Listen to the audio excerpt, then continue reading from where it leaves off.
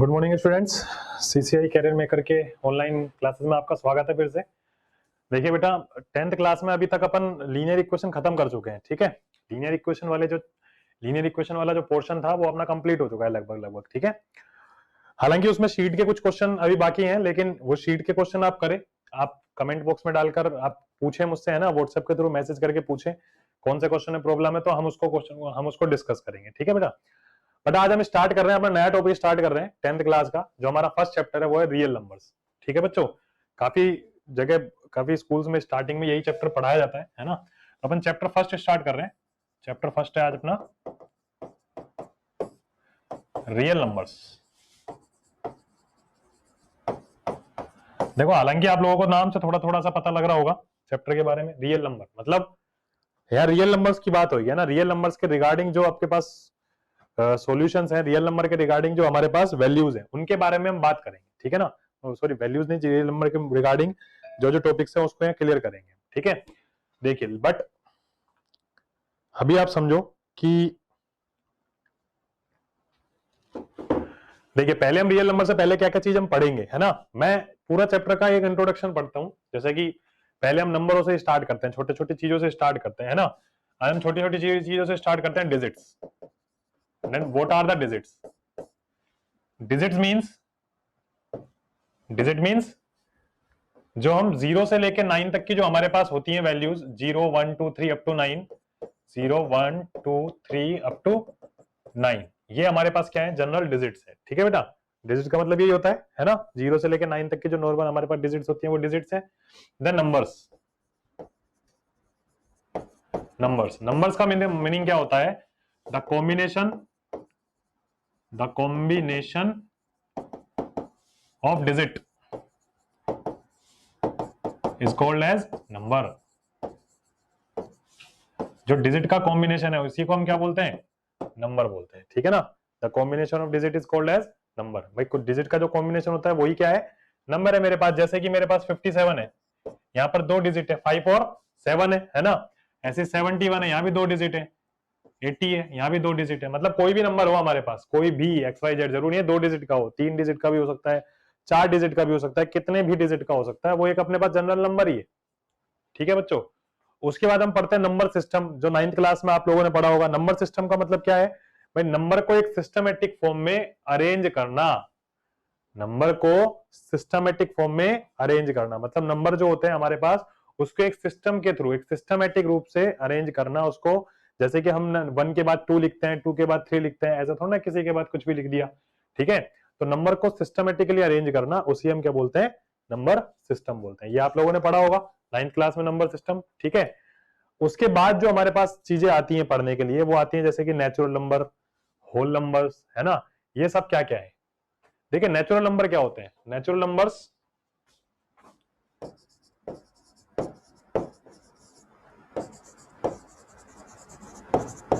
देखिए natural numbers क्या होते हैं?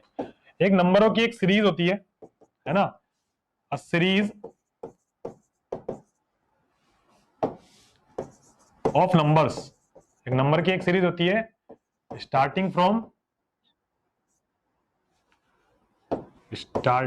1। नंबरों की एक सीरीज होती है जो कहां से स्टार्ट होती है? 1 से स्टार्ट होती है। जैसे कि मेरे पास यहाँ नेचुरल नंबर जो n से, कैपिटल N से इसको डिनोट करते हैं। ठीक है ना, यहाँ पर ये 1 2 3 अप टू इंफिनिटी चलता रहता है ये, है ना। मतलब एक सीरीज होती है नंबर की, वो कहां से स्टार्ट होती है? 1 से। हम ऐसा नहीं बोलते कि ऐसे नंबर जो 1 से स्टार्ट होते हैं वो नेचुरल नंबर है।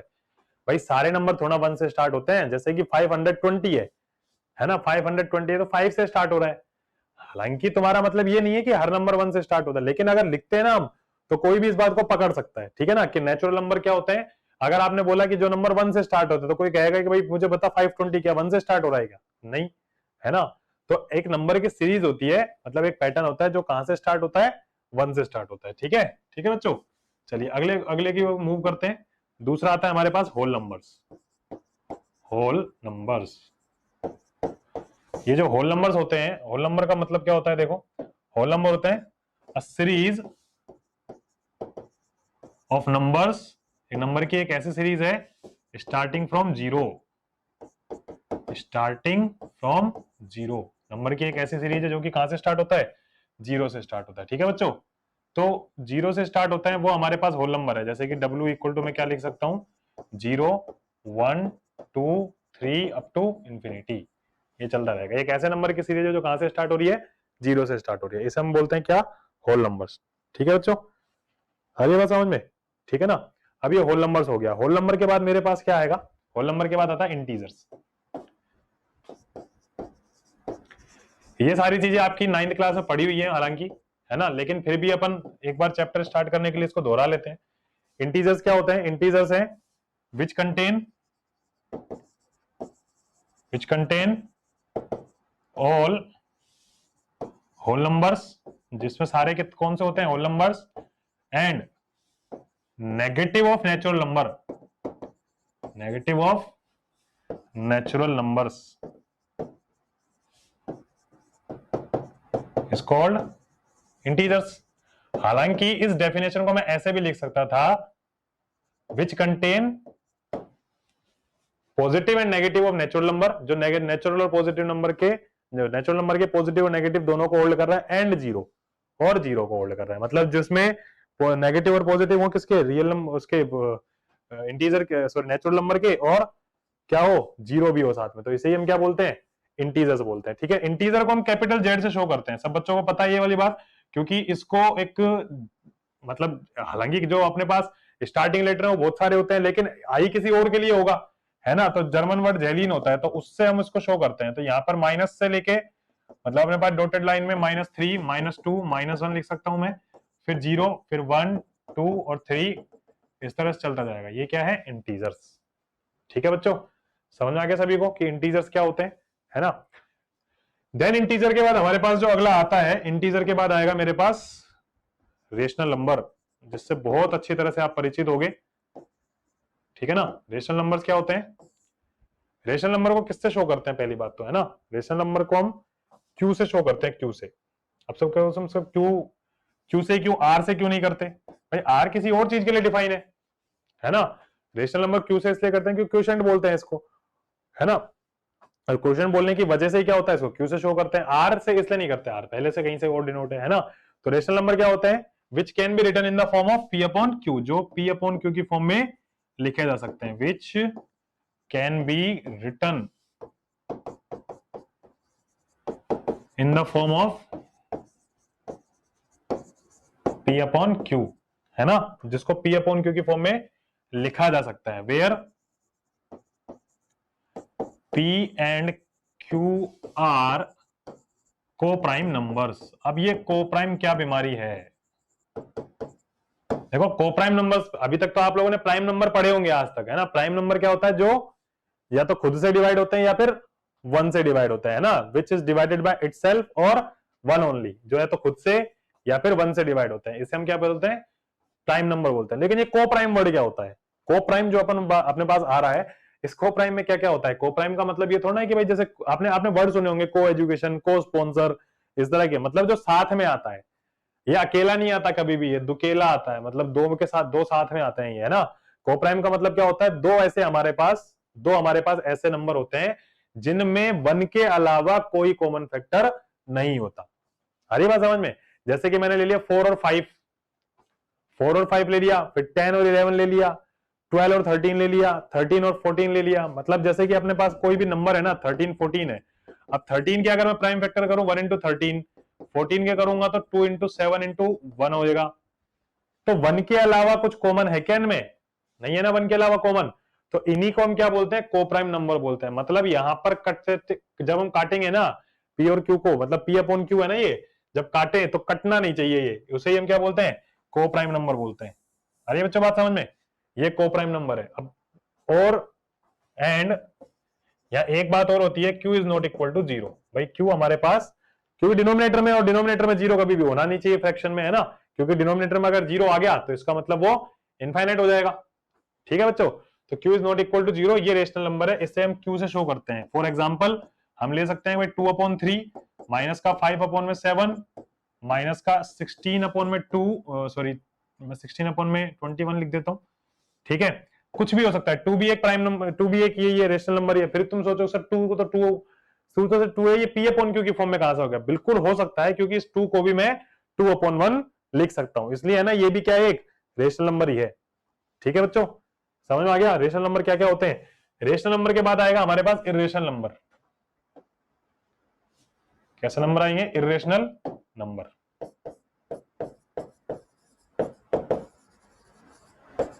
Irrational numbers. अब इर्रेशनल नंबर क्या चीज है?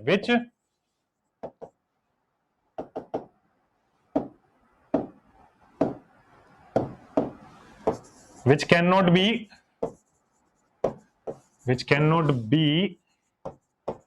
written in the form of P upon Q, जिसको P अपॉन क्यू में नहीं लिखा जा सकता, जिसको P अपॉन क्यू की फॉर्म में शो नहीं कर सकते। 9th क्लास में ये सब चीजें पढ़ी होंगी, NRNT है ना, non terminating non repeating, NT NR है ना, नॉन टर्मिनेटिंग नॉन रिपीटिंग। जो non terminating non repeating values होती है ना, जैसे कि मेरे पास कोई अपने पास नंबर है 0.125798, कुछ भी लिख दूं मैं, नो ना तो रिपीट हो रहा है और ना ही टर्मिनेट हो रहा है, तो इसे क्या बोलते हैं हम? इर्रेशनल नंबर बोलते हैं। जैसे कि पाई क्या होता है? एक इर्रेशनल नंबर होता है, एक पाई। ठीक है ना, पाई कैसा नंबर है? एक इर्रेशनल नंबर है। पाई की तो वैल्यू 3.14 होती है, 22/7। वो एक अप्रोक्सीमेट वैल्यू है, पाई की ओरिजिनल वैल्यू तो बहुत लंबी चौड़ी है। ठीक है ना, 9th क्लास में सब पढ़ लिया होगा आपने। इसको जो हम शो करते हैं वो क्यू डैश से शो करते हैं, इसको क्यू डैश। ठीक है, क्यू डैश इरेशनल नंबर होता है। आई से क्यों नहीं करा? वही बात, आई से भाई, इंटीजर को भी तो आई से शो नहीं करा, आई प्री डिफाइंड है पहले से ही किसी और के लिए, इसलिए आई से इसको शो नहीं कर रहे, तो क्यू डैश से इसको शो करते हैं। ठीक है बच्चों, और पाई जो अपने पास होता है एक इरेशनल नंबर है। पाई के अलावा बहुत सारे इरेशनल नंबर है जो नॉन टर्मिनेटिंग, जैसे कि अंडर रूट के अंदर मैंने 5 लिख दिया, ये भी क्या है? इरेशनल नंबर ही है, क्योंकि ना तो टर्मिनेट होता है ना ही रिपीट होता है। अंडर रूट 7 मतलब जो परफेक्ट स्क्वायर रूट होता है ना, उसके अलावा जितने भी स्क्वायर रूट है अपने पास, अरे बात समझ में, जो परफेक्ट स्क्वायर रूट होता है उसके अलावा जितने भी स्क्वायर रूट मेरे पास है वो सारे के सारे कैसे होते हैं? वो सारे के सारे नॉन टर्मिनेटिंग नॉन रिपीटिंग होते हैं। ठीक है ना, तो इरेशनल नंबर में एक आप लिख सकते हो NT/NR,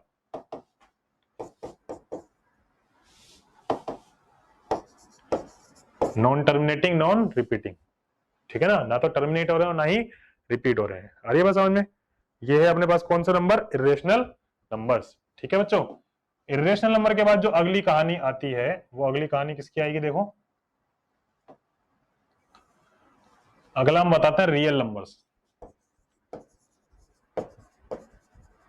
जो अपने चैप्टर का नाम भी है रियल नंबर्स। रियल नंबर को हम शो करते हैं कैपिटल आर से, इसलिए हमने रेशनल नंबर को नहीं करा, ये कैपिटल आर से शो होता है। देखो रियल नंबर क्या होते हैं? जिसमें क्या होते हैं? सारे रेशनल और सारे इरेशनल नंबर आ जाते हैं, वही क्या होते हैं? रियल नंबर होते हैं। ठीक है ना, विच contain all rational and irrational numbers.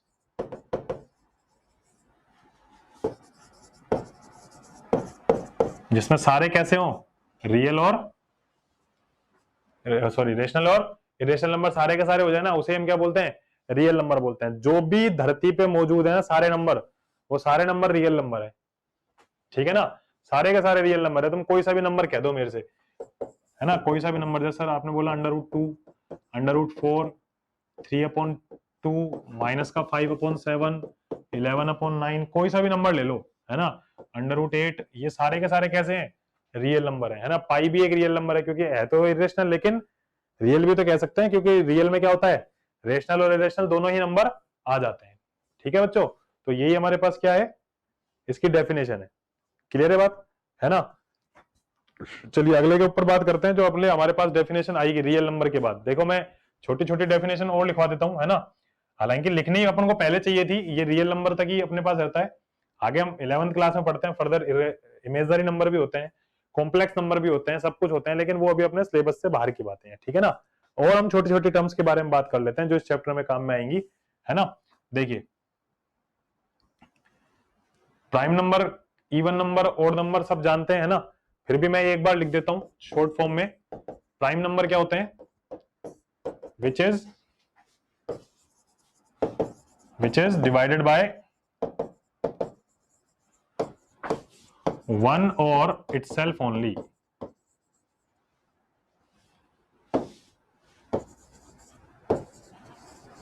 जो किस किस से डिवाइड होते हैं, या तो खुद से डिवाइड होगा या फिर किससे डिवाइड होगा, 1 से डिवाइड होगा। वो कैसे नंबर है हमारे पास, प्राइम नंबर है। फॉर एग्जांपल के लिए हम कह सकते हैं कि जैसे 2 है, 3 है, 5 है, 7 है, सब जानते हैं, बच्चा बच्चा जानता है, बहुत सारे नंबर होते हैं ऐसे प्राइम नंबर, ठीक है ना, समझ में आ गया। अच्छा, उसके बाद हमारे पास आएगा को prime number.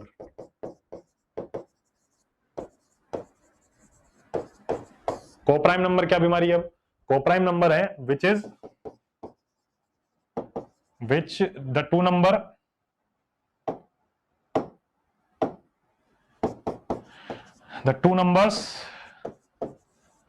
which do not have any other, which do not have common factor other than 1, which do not have common factor, ठीक है, other than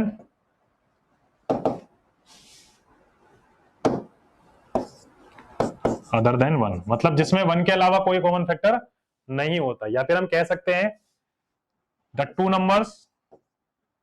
numbers having HCF 1, मतलब जिनका HCF 1 के बराबर होता है ना, उसे हम क्या कह सकते हैं, उसे हम कोप्राइम नंबर कह सकते हैं, है ना। फॉर एग्जाम्पल आप लिख सकते हो यहाँ पे कि एग्जाम्पल के अकॉर्डिंग, जैसे कि मान लो मैंने लिख दिया 20, 21, है ना, ये दो नंबर कैसे हैं, को प्राइम नंबर है। 13 है, 14 है, अभी बताया था थोड़ी देर पहले, ये को प्राइम नंबर है। मतलब दो ऐसे नंबर जिनमें क्या हो, 1 के अलावा कोई भी कॉमन फैक्टर ना हो, इसे हम क्या बोलते हैं, को प्राइम नंबर बोलते हैं। ठीक है बच्चों, को प्राइम नंबर हो गया। अब को प्राइम नंबर के बाद अपने पास जो नेक्स्ट जो वैल्यू आएंगी को प्राइम नंबर के बाद, देखिए को प्राइम नंबर के बाद आता है अपने पास इवन नंबर, क्योंकि अपने पास यहां पर नंबर के बारे में अपन को पढ़ना है, एक नंबर थ्योरी पढ़नी है एक तरह से, है ना। इवन नंबर क्या चीज है, देखो इवन नंबर है कि विच डिवाइडेड बाय 2, मतलब ऐसे नंबर होते हैं जिनमें क्या होता है 2 का पूरा डिवाइड हो जाता है ना, विच डिवाइडेड बाय 2, मतलब जो 2 से पूरी तरह से डिविजिबल है, विच इज डिविजिबल बाय 2 भी लिख सकते हो। ठीक है, कोई से भी नंबर ले लेना। ओड नंबर क्या होते हैं, which is not divided by, which is not divisible by 2। हालांकि अब जो हम पढ़ेंगे ना, even prime number, odd prime number, ये सब चीजें पढ़ेंगे अभी आगे जाके, है ना, उनकी फैमिली पढ़ेंगे, इवन नंबर ओड नंबर की, हर नंबर के रिलेटेड हम इसको प्रूव कर सकते हैं। मतलब जरूर नहीं है कि 2 से डिवाइड करके ही हमेशा इवन या ओड नंबर पहचाने जाते हैं, इवन या ओड नंबर 4 से 6 से इस तरह से डिवाइड करके भी पहचाने जा सकते हैं। ठीक है ना, अरे बात बच्चों समझ में। तो इवन ऐसा कुछ नहीं है कि ओड नंबर या इवन नंबर को अपन इनसे ही पहचानते हैं, ओड से भी अपन पहचान सकते हैं। ठीक है, तो ये इवन नंबर आ गए और ओड नंबर आ गए। ठीक है, अब इवन और ओड आने के बाद, अपने पास देखो प्राइम हो गया, को प्राइम हो गया, इवन नंबर हो गए, ओड नंबर हो गए। मेन तो ये चीज काम में आने, है ना। फिर और जो अपने पास कुछ वर्ड्स काम आएंगे वो आएगा लेमा। ठीक है, लेमा क्या होता है, it is a proven statement. ये क्या होता है, एक पहले से ही कोई ना कोई प्रूव करा हुआ एक स्टेटमेंट होता है, जैसे कि हम थ्योरम बोलते हैं। थ्योरम भी क्या होता है, एक तरह से लेमा जैसा ही कुछ होता है ना भाई। लेमा भी एक थ्योरम जैसा ही है कि भाई पहले से कोई प्रूव्ड करे कराया स्टेटमेंट है। ठीक है ना, विच इज यूज्ड टू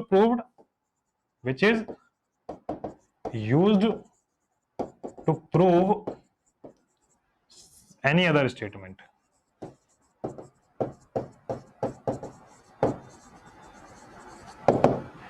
देखिए लेमा क्या होता है, एक प्रूवन स्टेटमेंट होता है जो कि क्या होता है, किसी और स्टेटमेंट को प्रूव करने के काम में आता है। ठीक है ना, ये होता है लेमा। अरे बात समझ में। नेक्स्ट अपने पास आता है algorithm.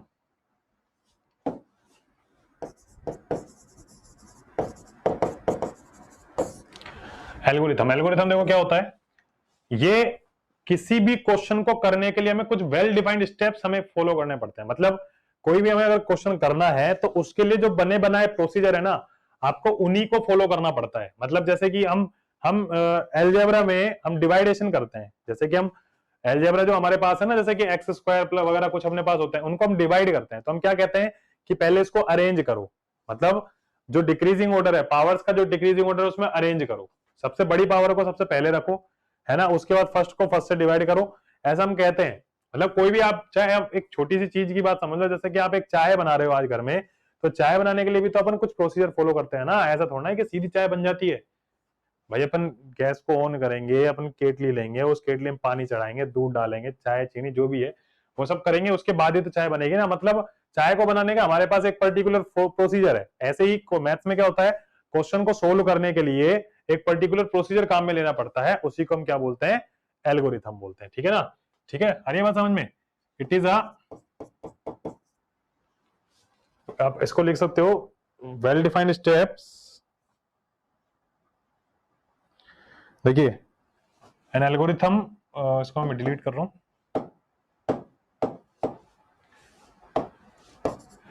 An algorithm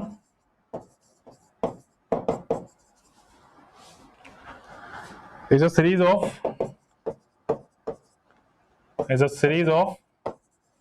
well-defined steps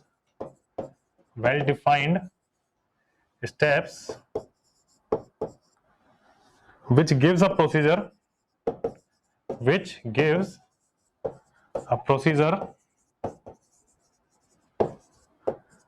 for solving a type of problem. मतलब किसी भी प्रॉब्लम को सोल्व करने के लिए काम में आता है ये, ठीक है ना, उसे हम बोलते हैं क्या, एल्गोरिथम। आ रही बच्चों बात समझ में, ठीक है। अब इस चैप्टर में हम जो पढ़ने वाले हैं ना, वो क्या क्या चीजें हैं उसके बारे में बात करते हैं। देखो सबसे पहले हम जो पढ़ेंगे ना इस चैप्टर में, जो मेन टॉपिक अपना पढ़ेंगे, वो पढ़ेंगे यूक्लिड डिवीजन लेमा। यूक्लिड, हर कोई यूक्लिड से परिचित है, 9th क्लास में खूब पढ़ के आए हो यूक्लिड को, यूक्लिड ज्योमेट्री में। तो यूक्लिड्स डिवीजन लेमा, मतलब यूक्लिड ने डिवाइड करने के लिए कोई अपना एक पहले से स्टेटमेंट दे देगा, ऐसे ऐसे ऐसे ऐसे होता है ना। तो क्या है, given positive integers a and b, ये आपकी बुक में भी लिखे हुए पूरे पूरा as it is, given positive integers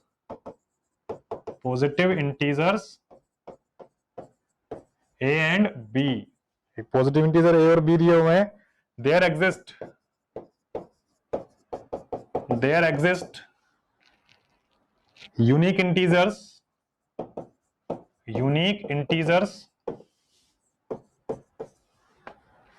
Q and R satisfying, ठीक है, satisfying A equal to BQ plus R, है ना, A equal to BQ plus R होगा, जहां 0 less than R less than B है, ठीक है ना। हमारे पास कुछ पॉजिटिव इंटीजर है A और B, तो अपने पास एक यूनिक इंटीजर जो कि एग्जिस्ट करता है, वो क्या है, A equal to BQ plus R हो जाएगा। मतलब ये एक लेमा है, ये कोई प्रोसीजर है, मतलब किसी क्वेश्चन को करने के लिए कोई प्रोसीजर उसने दिया, ठीक है ना। यहाँ पर A equal to b q plus r का मीनिंग समझो, उसने बोला कि दो पॉजिटिव इंटीजर है A और B, है ना। तो यहाँ पर एक ऐसा यूनिक इंटीजर, देखो यहाँ पर A का इसका मीनिंग क्या है, इस वाले जो A का मीनिंग है ना मेरे पास, इस वाले A का मीनिंग है डिविडेंड, ये क्या है, एक डिविडेंड है, ठीक है। B क्या है, एक डिवाइजर है। जब मैं A को, भाई दो इंटीजर है मेरे पास, ऐसा तो है नहीं कि आज अपन इसको लिखेंगे 3.5 को डिवाइड कर रहा हूं मैं 1.6 से, ऐसा नंबर तो अपन ले नहीं रहे फिलहाल, और लेते भी हैं तो अपन उनको फ्रैक्शन में चेंज कर देते हैं, है ना। तो मैंने क्या कहा, मैंने कहा कि मैं कोई दो इंटीजर ले रहा हूं, जैसे कि मैंने ले लिया 12, और 12 नहीं तो एक बहुत बड़ा सा नंबर 108 ले लो, है ना। 108 को मैंने 3 से डिवाइड करना स्टार्ट किया, तो जब डिवाइड करेंगे 108 को 3 से, तो 108 और 3 है तो दोनों के दोनों इंटीजर ही, और डिवाइड करने पर देखो मेरी बात सुनो, जैसे मैंने मान लो इस 108 को मैंने 3 से डिवाइड किया, ये डिविडेंड, ये डिवाइजर, 108 भी एक इंटीजर है और 3 भी एक इंटीजर है।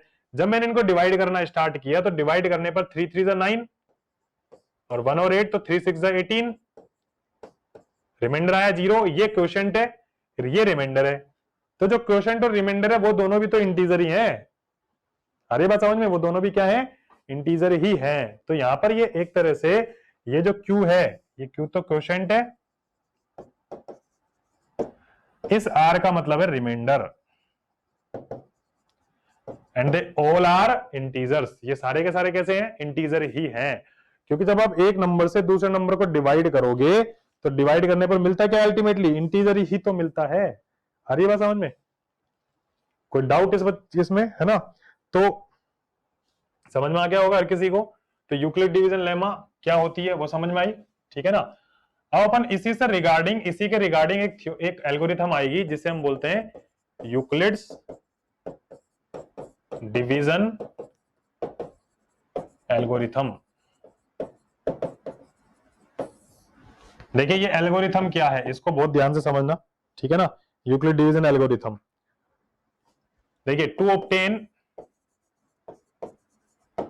Obtain HCF of two positive integer C and D,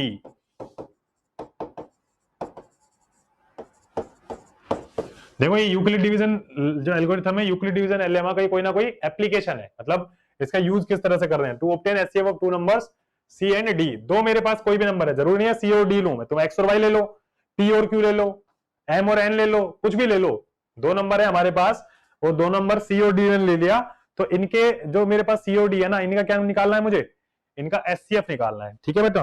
तो जिसमें देखो हम मान के चलते हैं कि पहले जो C अगर D से ग्रेटर है तो स्टेप्स क्या क्या मेरे पास रहेंगे, है ना?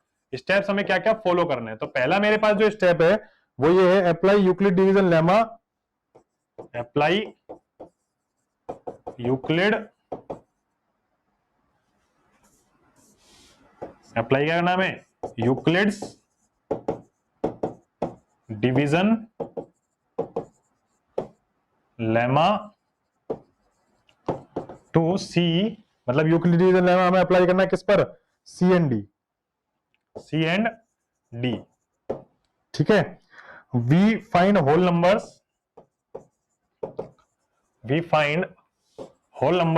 या इंटीजर भी बोल सकते हैं, whole numbers Q and R such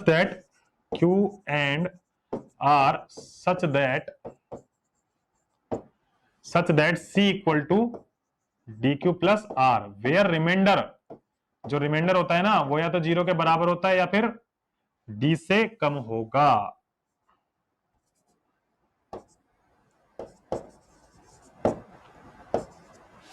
इसका मीनिंग समझो अब, है ना? क्या मीनिंग है इसका, देखो दो नंबरों का एचसीएफ फाइंड आउट करने के लिए मेरे पास ये स्टेप फॉलो करने, अभी तो एक ही स्टेप लिखी है, और भी स्टेप है। दो नंबर C और D है, कोई से भी नंबर हो, आपको सबसे पहले देखना है कि दोनों में से बड़ा कौन सा है। जो बड़ा है उसको हमेशा यहां लिखा जाएगा, जो छोटा है उसको यहां लिखा जाएगा, ठीक है? आ रही है बात समझ में? तो उसको डिवाइड करेंगे अपन, डिवाइड करने पर कुछ ना कुछ क्वोशंट भी आएगा और कुछ ना कुछ रिमाइंडर भी आएगा। जैसे कि सपोज करके चलो, मैं इसी वाले क्वेश्चन की मैं इसकी बात करता हूं, देखो कि अगर मान के चलो यहां पर मैंने 251 है, मैंने 5 से डिवाइड किया, 251 को 5 से डिवाइड किया तो क्या होगा, 5 5 से 25, या 0 बचा या 1 बचा, तो पहले 0 आएगा, ठीक है? या फिर अब सीधा चलो ऐसे छोड़ दो इसको, है ना, 0 1, तो ये रिमाइंडर इसका क्या आ गया, 1 आ गया। अब जो क्वोशंट आया वो क्वोशंट तो 50 है, क्वोशंट तो क्या है, 50 है ना, और क्वोशंट अगर 50 है तो रिमाइंडर क्या है इसका, 1 है। ये डिविडेंड हो गया और ये क्या हो गया, डिवाइजर हो गया, ठीक है? तो इसको इस तरह से हमें अरेंज करना है। सबसे पहले जो डिवाइड, जैसे कि सपोज करो मैं डिवाइड कर रहा हूं, इसको भी छोड़ो, ये भी काफी बड़ा हो गया, है ना? मैंने सपोज करके चलो मैंने डिवाइड करा 19 को, मैं 3 से डिवाइड कर रहा हूं, तो 3 6 18 हो गया, क्या बचा, रिमाइंडर 1 बचा ना। तो जो डिवाइजर है 3 है, 3 से तो हमेशा कम आएगा ना रिमाइंडर, रिमाइंडर क्या आ रहा है, 1 ही तो आ रहा है ना, या तो रिमाइंडर 0 आएगा या 1 आएगा या फिर 2 आएगा ज्यादा से ज्यादा। भाई अगर मान लो ये 20 होता, 19 की जगह मान लो सपोज करो मैंने 20 कर दिया होता, तो रिमाइंडर भी क्या हो जाएगा, 2 हो जाएगा। अरे बात समझ में? ऐसे ही लेकिन अगर मैंने इसको क्या कर दिया, मैंने इसको अगर 21 कर दिया, सपोज करो 21 कर दिया, तो क्या मैं ऐसा लिख सकता हूं क्या, 3 6 18 और रिमाइंडर लिखो 3? नहीं हो सकता, क्योंकि 3 7 21 हो जाएगा और रिमाइंडर 0 आ जाएगा। तो मतलब ज्यादा से ज्यादा रिमाइंडर में क्या रख सकता हूं, रिमाइंडर क्या होता है, डिवाइजर से हमेशा क्या होगा, कम ही होगा। ये बात को अच्छी तरह ध्यान रख लेना, ठीक है? तो यूक्लिड डिवीजन एल्गोरिथम में जो पहली स्टेप है वो समझ में आई कि भाई दो नंबर में जो बड़ा नंबर है उसको C मान लो, जो छोटा नंबर है उसको D मान लो और फिर डिवाइड करो, ठीक है ना? अगली स्टेप देखिए, अगली स्टेप क्या कहती है इसी में कि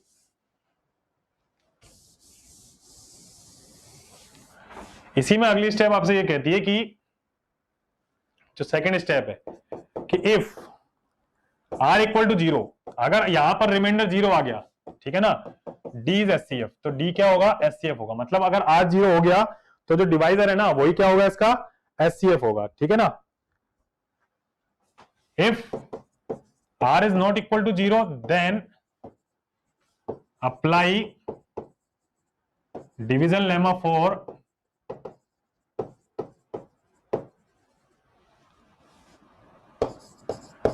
d and r।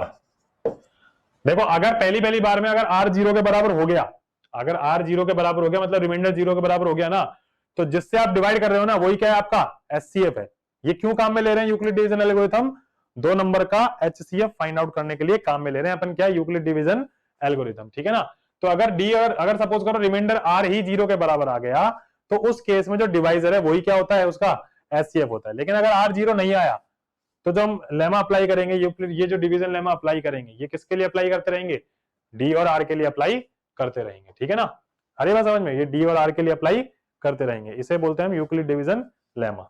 तीसरी बात क्या होगी, तीसरी बात इसमें होगी, जो तीसरी स्टेप है, ठीक है, continue the procedure, continue the procedure till the remainder is 0, till the remainder is 0, है ना। ये प्रोसीजर तब तक चलता रहेगा जब तक कि क्या ना हो जाए, है ना, रिमाइंडर क्या ना हो जाए, 0 ना हो जाए, ठीक है ना। The divisor at this stage will be the divisor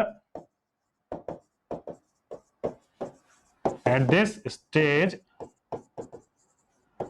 will be the required HCF। मतलब समझना आप इसका, देखो अगर 0 हो गया ना r, तो पहली बार में तो ये d मतलब जो डिवाइजर है वही HCF है ना। नहीं हुआ तो अप्लाई करते रहेंगे d और r पर, यही प्रोसीजर, मतलब d और r पर अप्लाई करने का मतलब है इन दोनों में जो बड़ा है उसको वापस c की जगह रखो और जो छोटा है उसको डिवाइजर की जगह रखो, ठीक है ना। ये प्रोसीजर कब तक हमें करता रहना है, जब तक कि रिमाइंडर क्या ना आ जाए, रिमाइंडर 0 ना आ जाए, ठीक है ना। जिस जगह पर रिमाइंडर 0 आएगा, जिस स्टेज में रिमाइंडर 0 आएगा, उस स्टेज में जो भी डिवाइजर होगा वही क्या होगा, 2 नंबर का एचसीएफ होगा। हरी बात समझ में, कि इस स्टेज में जहां भी ये होगा ना, तो उसी जगह मतलब जहां भी 0 आ गया तो उस स्टेज में क्या होगा, वो एचसीएफ हो जाएगा, ठीक है बच्चों। आ रही है बात सभी को समझ में, है ना। चलिए, तो आप इस वीडियो को पॉज करके आप इसको सोल्व, मतलब आप इसको नोट करते रहना, ठीक है बच्चों। वैसे तो आपकी बुक में काफी कुछ दिया हुआ है, आप बुक में से भी नोट कर सकते हैं, क्योंकि मैं भी बुक की लैंग्वेज यूज कर रहा हूं, ठीक है बच्चों। तो आप उसको वहां से भी लिख सकते हो। अब अपन क्वेश्चन के ऊपर बात करते हैं, जिससे कि आपको समझ में आ जाए अच्छी तरह से, ठीक है ना। तो क्वेश्चन नंबर देखिए मेरे पास, एक्सरसाइज 1.1 का मैं फर्स्ट कर रहा हूं। इसमें यूक्लिड डिवीजन एल्गोरिथम की हेल्प से 2 नंबर का एचसीएफ फाइंड आउट करना, और वो 2 नंबर है 135 एंड 225, है ना। ये 2 नंबर है, इनका मुझे एचसीएफ निकालना है। अरे बात समझ में, मैंने बताया था एचसीएफ निकालने के लिए पहली स्टेप देखो क्या थी, कि 2 नंबर है मेरे पास सी और डी, जो बड़ा है उसको डिविडेंड मानना है और जो छोटा है उसको डिवाइजर मानना है, ठीक है बच्चों। तो बड़ा अपने पास कौन सा है दोनों में से, देखो सी ये 225 हो जाएगा, ये बड़ा है, और डी हो जाएगा 135, ये छोटा नंबर है, ठीक है ना। जो बड़ा है वो सी हो गया और जो छोटा है वो डी हो गया, ठीक है बच्चों।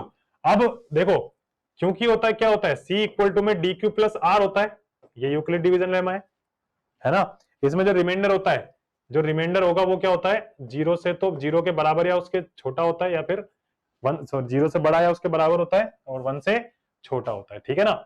ये है अपने पास यूक्लिड डिवीजन एल्गोरिथम। तो यहां से मैं लिख सकता हूं कि 225 इक्वल टू में आएगा 135, मतलब 225 को मैं अब डिवाइड करूंगा किससे, 135 से। तो कहीं कोने में जाकर डिवाइड करके देख लेते हैं कि भाई 135 225 से कितना डिवाइड होगा। तो एक बार ही जाएगा, एक बार जाएगा तो बचेगा 90। तो क्या R0 आया, क्या नहीं आया, है ना। तो क्वेश्चन तो क्या है इसका 1, क्योंकि मल्टीप्लाई में ना Q, तो 1, और रिमाइंडर है इसका 90, है नहीं है। तो क्या लिखेंगे, r is not equal to 0, r 0 के बराबर नहीं है। और अगर r 0 के बराबर नहीं है, उस केस में ये जो प्रोसीजर अप्लाई करेंगे वो कहां पर अप्लाई करेंगे, वो C और D, मतलब ये D और R पर, मतलब ये 135 और 90 पर दोबारा अप्लाई करेंगे, ठीक है ना। तो फॉर 135 एंड 90, 135 और 90 के लिए अब C बन गया 135 और D बन गया 90, ठीक है। फिर से अप्लाई करेंगे तो 135 इक्वल टू में 90 इंटू में, अब देखो 90 से डिवाइड हो रहा है क्या, 90 से डिवाइड हो रहा है 135, जब ये डिवाइड होगा तो एक बार ही जाएगा और एक बार जाएगा तो रिमाइंडर क्या बचेगा, 45 बचेगा, ठीक है बच्चों। तो मल्टीप्लाई में आ जाएगा 1, मल्टीप्लाई में 1 आ गया, जो क्वोशिएंट है प्लस रिमाइंडर है 45, अरे बात समझ में, रिमाइंडर क्या है इसका 45 है। तो ध्यान रखना 90, जो आपके पास 90 है ये डिवाइजर था इस केस में, और आपके पास जो रिमाइंडर है वो क्या आ गया 45 हो गया, और क्वोशिएंट क्या आ रहा है इसका 1 आ रहा है, अरे बात समझ में, क्वोशिएंट इसका 1 आ रहा है। और अगर 1 आ रहा है इसका क्वोशिएंट, तो आप देखो आप इसको इस तरह से लिखो, अरेंज करो, क्या r 0 के बराबर आया, अभी भी r 0 के बराबर नहीं आया, तो यहां फिर से वही लिखेंगे कि r is not equal to 0। और मैंने क्या कहा था, प्रोसीजर कब तक चलता रहेगा, जब तक कि r 0 ना आ जाए, चाहे 10 स्टेप लग जाए, r 0 आएगा कभी ना कभी, ठीक है ना। अब दोबारा से प्रोसीजर किस किस पर अप्लाई होता रहेगा, ये C और D पर। तो C अपने पास 90 और D कितना है 45 है इस बार, तो 4 90 एंड 45, 90 और 45 के लिए C तो कितना हो जाएगा 90 और D हो जाएगा 45, तो 90 इक्वल टू में मैं लिखूंगा 45 इंटू में, और कितनी बार जाएगा 2 बार जाएगा इस बार, और प्लस बचेगा, अब 0 आ गया भाई, 90 2 बार जी चल जाएगा ना, पूरा पूरा डिवाइड चल जाएगा इस बार, और पूरा पूरा डिवाइड हो जाता है, तो ये लिखेंगे since r equal to 0, r 0 आ गया। इस केस में जो डिवाइजर है वही क्या होगा HCF होगा, ठीक है। तो डिवाइजर कितना है 45 है ना, तो जो HCF है वो भी क्या होगा 45 होगा। आ रही है बच्चों बात समझ में। तो इन नंबरों का, इन दोनों का जो मेरे पास HCF है 225 और 135 का जो HCF है वो कितना है 45 है, ठीक है बच्चों, समझ में आ गया। आसान क्वेश्चन है, कोई हार्ड नहीं है, कोई खास, है ना। लेकिन आपको बस प्रोसीजर आपको प्रैक्टिस करनी है थोड़ी सी इस पे, है ना। तो आपके पास 2 क्वेश्चन और हैं अभी, है ना, इसको लेकर, मतलब एक्सरसाइज 1.1 में आपके पास इस तरह के 2 क्वेश्चन और हैं, ठीक है। देखते हैं, एक क्वेश्चन और कर लेते हैं, है ना, फिर आप इसको एज अ होमवर्क मान सकते हो आप, है ना। तो मैं एक क्वेश्चन और करके दिखा देता हूं इसका। तो देखिए अगला क्वेश्चन मैं लेके चल रहा हूं आपका, इसका क्वेश्चन नंबर 3, फर्स्ट का मैं 3 लेके चल रहा हूं, ठीक है बच्चों। क्वेश्चन नंबर फर्स्ट का जो 3 है मेरे पास वो क्या है, 867 एंड 255, है ना। इन दोनों का HCF मुझे फाइंड आउट करना है, तो HCF फाइंड आउट करने के लिए वही C और D की कहानी है। तो C मेरे पास है 867 और D मेरे पास क्या है 255 by Euclid's division algorithm. Euclid division algorithm से हम क्या लिख सकते हैं कि भाई C equal to d q plus r, where r क्या होगा 0 से D के बीच में होता है, ठीक है ना, मतलब 0 से बड़ा होता है और D से छोटा होता है डिवाइजर से। शायद पिछले क्वेश्चन में मैंने 1 लिखवा दिया था, वो आप सही कर लेना। मुझे जहां तक ध्यान आ रहा है पिछले क्वेश्चन में शायद मैंने इसको 1 लिख दिया, लिखा था क्या, नहीं, कहीं मैंने 1 लिख दिया हो ना जल्दबाजी में, नहीं नहीं लिखा, सही है।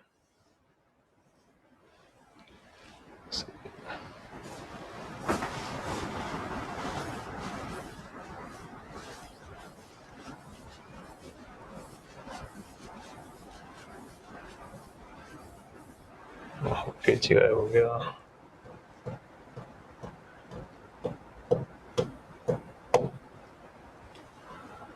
गायब हो गया, चलिए कोई बात नहीं। दूसरा क्वेश्चन जो मेरे पास था वो क्या था 867 और 255 था।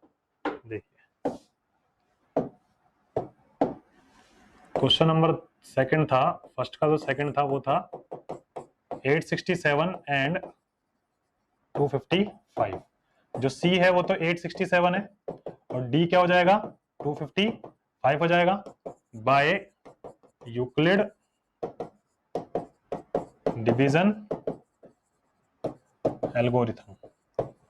यूक्लिड डिवीजन एल्गोरिथम की हेल्प से हम क्या कह सकते हैं कि C equal to d q plus r है, जहां पर जो R होता है वो 0 से D के बीच में होता है। ठीक है बच्चों, आ रही है बात समझ में? तो यहाँ पर C तो हो गया 867 और D हो गया 255। ठीक है, अब कहीं कोने में डिवाइड करके देख लेते हैं हम। तो 255 डिवाइड हो रहा है किससे? 867 से।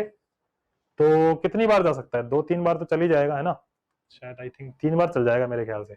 3 टाइम्स जाएगा तो कितना बचेगा? 600 और 765 आएगा शायद। 765 आएगा, तो बचेगा 102। ठीक है ना? तो यहां पर लिखेंगे ये 3 बार जा रहा है, क्वेश्चन 3 बार है और रिमाइंडर क्या हो गया? 102 हो गया। तो r is not equal to 0, r 0 नहीं है, तो प्रोसीजर अप्लाई होता रहेगा इन दोनों पर अप्लाई होता रहेगा। तो C 255 हो गया और D कितना हो गया? 102 हो गया इस बार। तो 255 इक्वल टू में 102। ठीक है ना? 102 को यहां पर 255 हो गया, तो 102 को 2 बार जाएगा तो 204 हो जाएगा। ठीक है ना? तो 204 से 1 51 हो गया ये, है ना?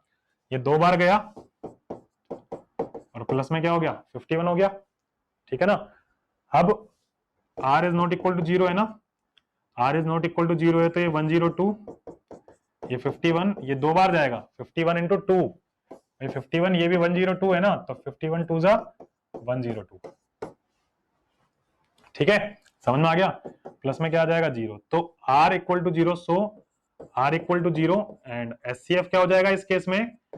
SCF मैंने क्या बोला था कि SCF वही होता है, मतलब जो जिस केस में जहां 0 आ जाता है ना, तो जो हमारे पास क्या होता है डिवाइजर होता है उस टाइम पे वही क्या बन जाता है? उसका HCF बन जाता है।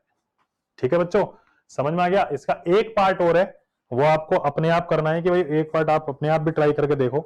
लेकिन आप अब देखो, नेक्स्ट आज के लेक्चर में थोड़ा इतना ही पढ़ रहे हैं हम, है ना? नेक्स्ट लेक्चर में जो पढ़ेंगे, नेक्स्ट लेक्चर में इसकी और प्रॉपर्टीज के बारे में हम थोड़ी सी बात, मतलब और इसके बारे में बात करेंगे कि जो हमारे पास ये जो नंबर है, मतलब जो हमारे पास even positive integer, odd positive integer, इन सब की बात करेंगे हम, है ना? कि इवन पॉजिटिव इंटीजर क्या होता है, नंबर उनके हिसाब से, मतलब जो अपने पास डिवाइड वगैरह करते हैं ना, उनके हिसाब से इवन पॉजिटिव इंटीजर क्या होता है, ओड पॉजिटिव इंटीजर क्या होता है, इन सब के बारे में चर्चा करेंगे।